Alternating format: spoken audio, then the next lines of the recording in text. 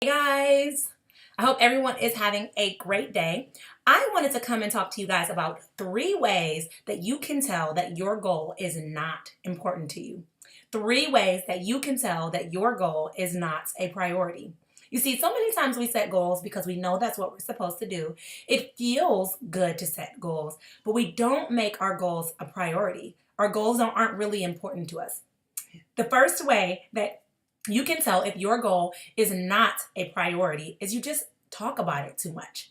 I know that sounds backwards, but I work with so many people who constantly talk about what they are going to do. And let's just be real for a minute. Talk is cheap. Talk doesn't mean anything. If all you're doing is walking around talking about what you want to do, what could happen, what you hope to accomplish, it's not doing anything.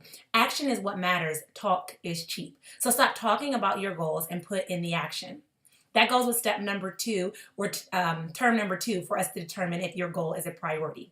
The second way is if you do not work on your goal every single day. That is how you can tell that your goal is not a priority. You see, so many times there's people that set these goals and they're like, okay, I'm going to lose weight, but it's not something that they do daily.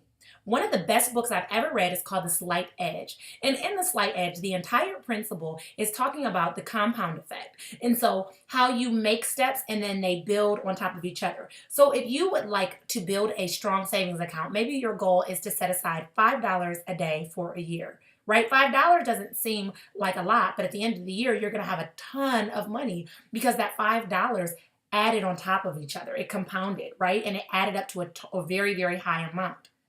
But in the reversed way, if you say, okay, I'm going to lose weight, but every single day you make a choice to buy a milkshake from Chick-fil-A, that's my personal thing. But if every day you decide to buy a milkshake from Chick-fil-A, then therefore you're not going to lose weight because it compounded, but in the reverse effect. It went the opposite direction and now you've had no impact, right? And so it's really, really important that you make your choice with your goals every single day. If your goal is to write a book, you want to be writing every single day, or you want to be doing something surrounding your book. So looking up PR specialists, reading about your topic, whatever it may be, you need to be doing something every day that is dedicated to your goal.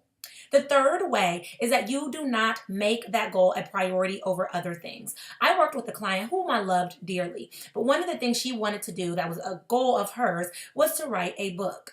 And you see, every day we would speak. Every day we had a 4-week session, and we would speak every day, Monday through Friday. And I was her accountability partner, basically. And every time we would speak, I'd say, how's that book writing come along? How many pages have you got on? What did you learn while you were doing online research? And every day she'd have an excuse. Well, today I had to run and take my husband some food at lunch. Today I needed to vacuum the kitchen floor, or vacuum the floor. Today, I needed to go to the grocery store. And every day she had an excuse. And so the goal was getting further and further and further and further and further away from her reality. She was not making it a priority. She now had made everything else a priority. And I'm not saying that your family is not a priority. I'm not saying that cleaning isn't important. But what you need to do is you need to figure out what you can cut out of your schedule to make that goal number one.